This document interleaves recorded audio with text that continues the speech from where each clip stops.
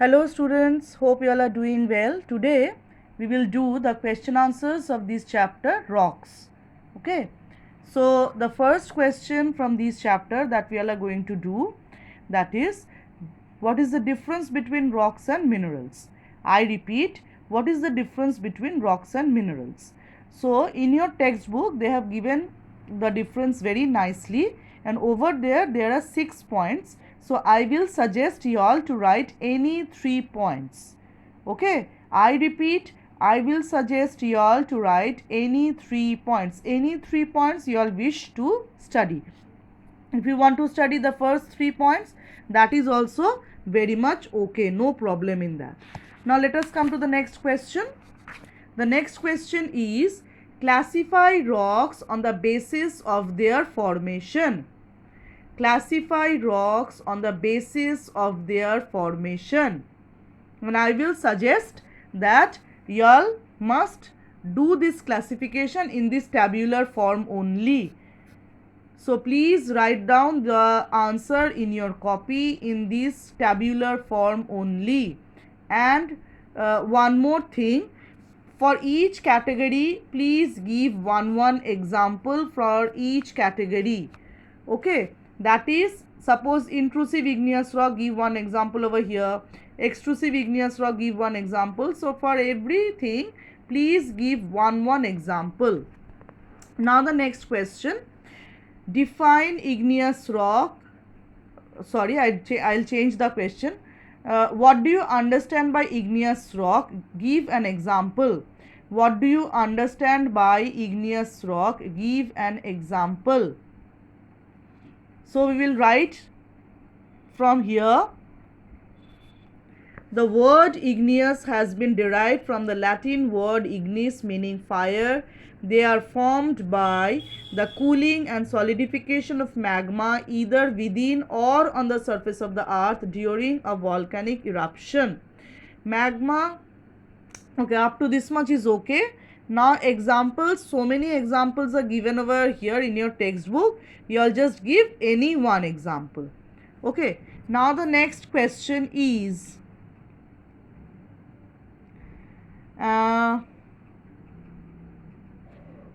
what are extrusive igneous rocks? What are extrusive igneous rocks? Okay, give an example. Give an example. So we will write from here and we will write it point wise. So it has been started like they are formed. So instead of they, you will write extrusive igneous rocks are formed. You will not write the word they. Instead of they, you will write extrusive igneous rocks are formed by the cooling and solidification of magma on the earth's surface. Point number 1. Point number 2, the molten magma is brought to the surface of the earth due to volcanic eruption. Hence, they are also known as volcanic rocks. Third point, first one, second one, now the third one. These rocks are fine-grained, smooth and crystalline. So these 3 points you have to write for this answer. An example, please write basalt. Basalt is a common extrusive igneous rock. Please write it down in the example. Now the next question. What are intrusive igneous rocks? What are intrusive igneous rocks? Again, you will not write the word these. Instead of these, you will write intrusive igneous rocks are formed from magma that cools and solidifies within the crust. The cooling of magma takes place very slowly as the interior is hot. The magma solidifies within the earth's crust slowly, forming coarse textured rocks such as granite, gabbro or dolerite. The grains in these rocks can be identified. So these 3 points we will write for this answer. Okay. So now the next question. What do you understand by hyperbasal igneous rocks? Now the next question, what do you understand by hyperbasal igneous rocks? So we will start the answer from here. Hyperbasal igneous rocks are found near the surface of the earth. They are formed due to the cooling and resultant solidification of rising magma just beneath the earth's surface. They are less common than the plutonic rocks and form dike, sill, laccolith, lopolith or phacolith. So up to this much we have to write. Now the next question is, distinguish between acid igneous rock and basic igneous rock. I repeat, distinguish between acid igneous rock and basic igneous rock. So it has been written in the form of a paragraph in the textbook, but you have to write it in the form of a distinguish, that is in the form of a column. So the first point will be for acid igneous rock. They contain high percentage of silica and lesser percentage of basic oxides. This is the first point of acid igneous rock. In case of basic igneous rock, the first point, they contain a lesser percentage of silica and a higher percentage of basic oxides like iron and magnesium. Now point number 2, in acid igneous rock, they are less dense and light in color. Point number 2, in basic igneous rock, they are dense and dark in color. Okay. Now the third point, the magma erupted is viscose in nature. No, we will not write this. We will write this one. They are hard and coarse in texture. So we are writing the first one, the second one, and the fourth one.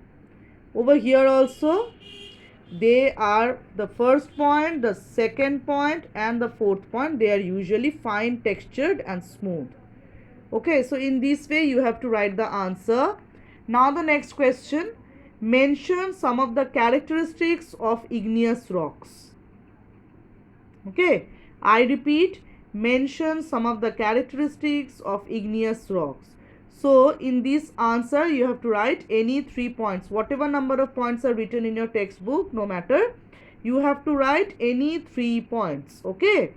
Now come to the next question. Discuss how sedimentary rocks are formed. Discuss how sedimentary rocks are formed.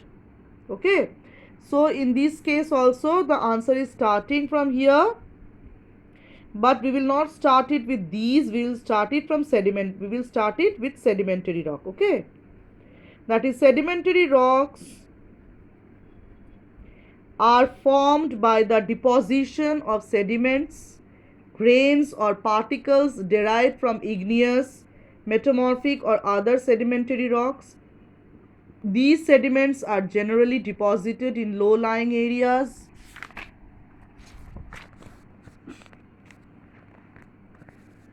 or water bodies on the surface of the earth. These are brought down by agents of denudation like rivers, wind and glaciers. They get deposited one layer on top of another layer. With time, due to heat and pressure, these sediments become compact and hard to form sedimentary rocks. Okay, so up to this much we have to write.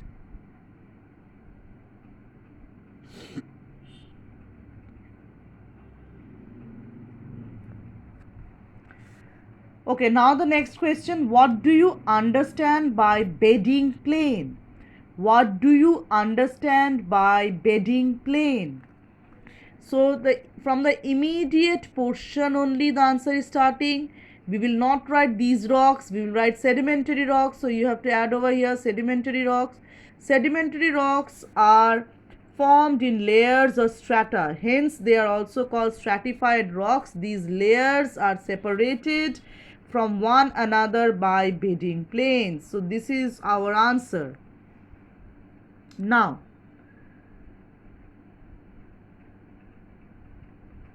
within this part, that is classification of sedimentary rock, Okay. What are mechanically or physically formed sedimentary rock? Give example of it. What are mechanically or physically formed sedimentary rock? Give example of it. Okay. While when I taught you this chapter, I have already said that which points you have to write.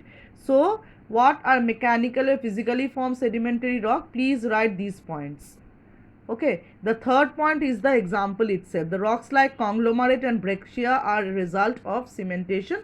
So you will not write that the result of cementation, that examples of mechanically or sedimentary, examples of mechanically or physically formed sedimentary rock is conglomerate and breccia. Okay, but the first 2 points will come within the first part of the question. Now,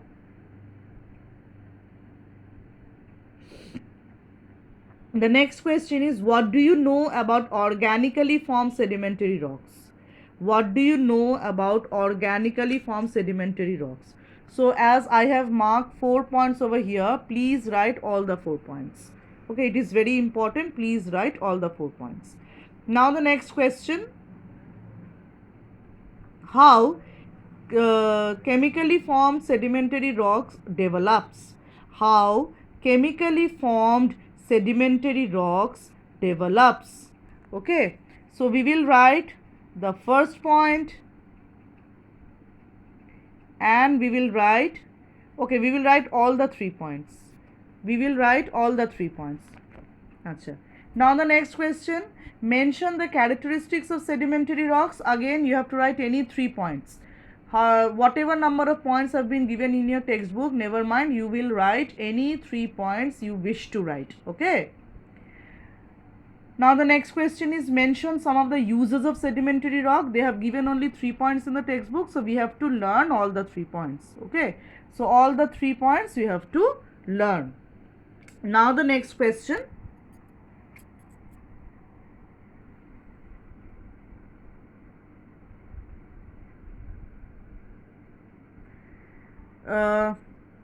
how metamorphic rocks are formed, give examples. How metamorphic rocks are formed, give examples. Now these rocks, again we will not start any answer with the word these, we will write metamorphic rocks have got their name from the words meta and morph. Any rock can become metamorphic rock under heat and pressure. Both igneous and sedimentary rocks transform into metamorphic rocks. These rocks get partially or wholly changed in color, texture, hardness and mineral composition. Thus, they are also called changed rocks or altered rocks. Okay. So, after writing up to this much, you have to give examples. So, they have given many examples in your textbook. So, you can give any example. Okay. So, now the next question is, what is thermal metamorphism? Give example. What is thermal metamorphism? Give example. Okay, so you have to write this thing only. Thermal metamorphism, you will write thermal metamorphism, then you will give a colon and you will start like this. This type of change takes place under the influence of very high temperature and is called thermal or contact metamorphism. Example, they have given so many example here, like sandstone changes into quartzite, shell changes into slate, coal changes into graphite, limestone changes into marble. You will be giving any 2. Out of these, any 2 examples you have to give. Now the next one, what do you understand by dynamic metamorphism? Give example. What do you understand by dynamic metamorphism? Give example. So again you will write dynamic metamorphism, then you will put a colon and you will start writing from here only. This type of change takes place under immense pressure and is termed as dynamic metamorphism. It takes place at great depths. Example, 2 examples are given over here, that is granite changes into gneiss, clay changes into schist. Both the examples you have to give. Okay, both the examples you have to give. Now the next one is, define Number 1 is contact metamorphism, number 2 is regional metamorphism. Define number 1 contact metamorphism, number 2 regional metamorphism. So whole portion you have to write. Let's see what else is there. Okay, now the next question is mention the characteristics of metamorphic rocks. Only 3 characteristics has been given in your textbook, so you have to write all of them. We cannot learn less than 3 points according to the ICSE rules. Now the next the last question of this chapter, mention some of the uses of metamorphic rocks. Over here they have given 4 uses. You can learn any 3 you wish to study. Okay, so today we have done the question answers of this chapter. Please learn the chapters that I have already taught along with the question answers and the words which are there in the glossary. So in our next class maybe we will be doing some new chapter. Okay, for the time being, stay safe and do your studies properly. Thank you.